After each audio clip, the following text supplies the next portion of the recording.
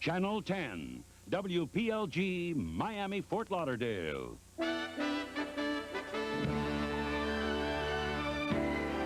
From Channel 10, this is Eyewitness News with Elliot Rodriguez, Gilda Unruh, Gary Travers with weather, Frank Fort with sports, and the Channel 10 Eyewitness News team.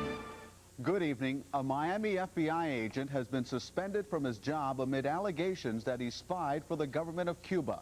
Fernando Mata, a 15-year veteran of the FBI, was placed on administrative leave while investigators look into accusations that he was approached by Cuban agents who sought to enlist him as a spy.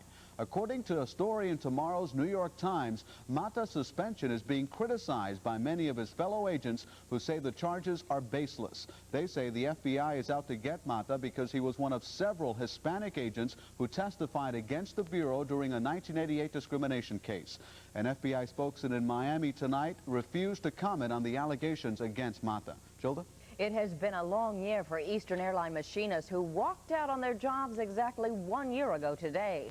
To mark the anniversary, striking machinists who are now alone on the picket line held rallies around the country. We began our team coverage with Eyewitness News reporter Janelle Stelson, who attended today's rally in Miami.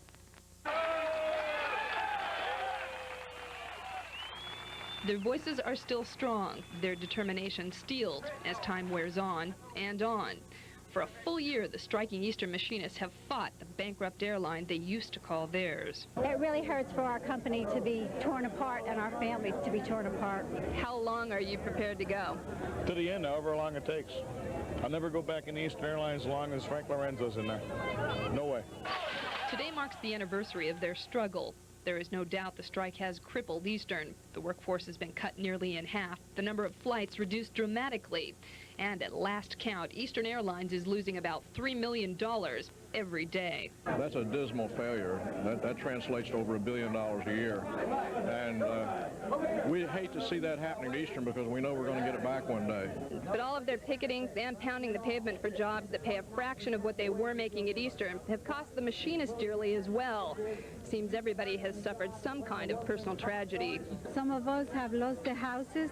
One of them lost their house, and the marriage, broke. Of course, I have another job. It's been a year since we've been on strike, and it is considerably less than what I was making. But sometimes you got to sacrifice and stand up for your principles. The machinists say this is a fight for America's working class, no matter how long it takes. But one wonders, with costs escalating daily on both sides, when it's over, will there really be any winners? In Miami, Janelle Stelson, Channel 10, Eyewitness News. The Eastern strike has drastically affected thousands of lives here in South Florida. Our team coverage of the strike anniversary continues now with Eyewitness News reporter Peggy Lewis, who looks at the impact on two former Eastern employees. Trish Hamrick was an Eastern flight attendant with 23 years of service. It was a year ago when she first walked the picket line at Miami International Airport. When we talked to her then, she was trumpeting the cause, unsure of her future, but certain she was doing the right thing. Her scrapbooks then were filled with pictures of happier days at Eastern, but now they are filled with strike memories. I think it's incredibly sad what's happened to so many people. I miss flying, there's no doubt about that. However, I have no regrets as to what I did or where I'm going now. Where are you going? I'm going into a new business. It's a personal service business with another former Eastern employee. Hamrick has been able to live off her savings. Ruth Legowski was not so fortunate. After 23 years of service, she says the strike is forcing her to leave South Florida. I'm in training to be a weight consultant with Nutrisystem Weight Loss Centers, and I'm moving to Orlando. So I'm kind of closing this chapter on my life. The strike has not only changed the face of the airlines, it's changed the lives of all its employees. Those who stayed worked for a far different company. Those who left say their lives are changed forever. I wish it would have worked out for the many long time people who knew and loved Eastern Airlines. I somehow don't feel that the Eastern Airlines that is there is the Eastern Airlines we knew.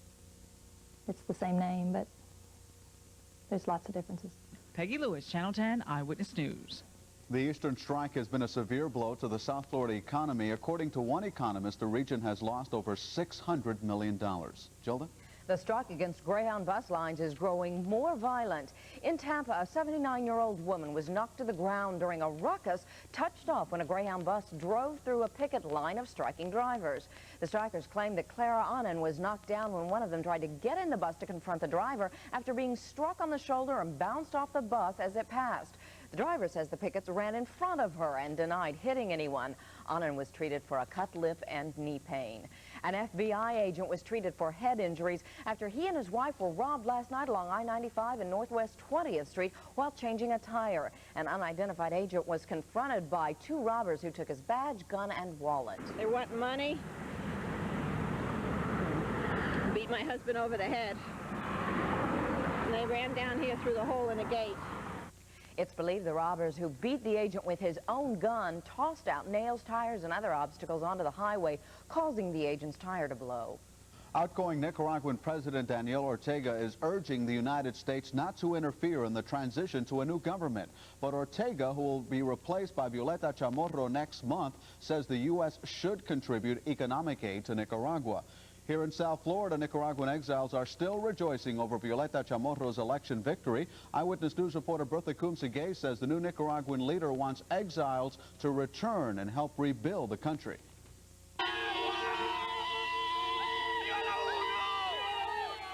They have been celebrating all week in Sweetwater, but this time the party caravan stretched from Little Managua all the way to the Orange Bowl, where 15,000 gathered with members of Nicaragua's UNO party, including the son of President-elect Violeta Chamorro, to celebrate the triumph of democracy in their homeland.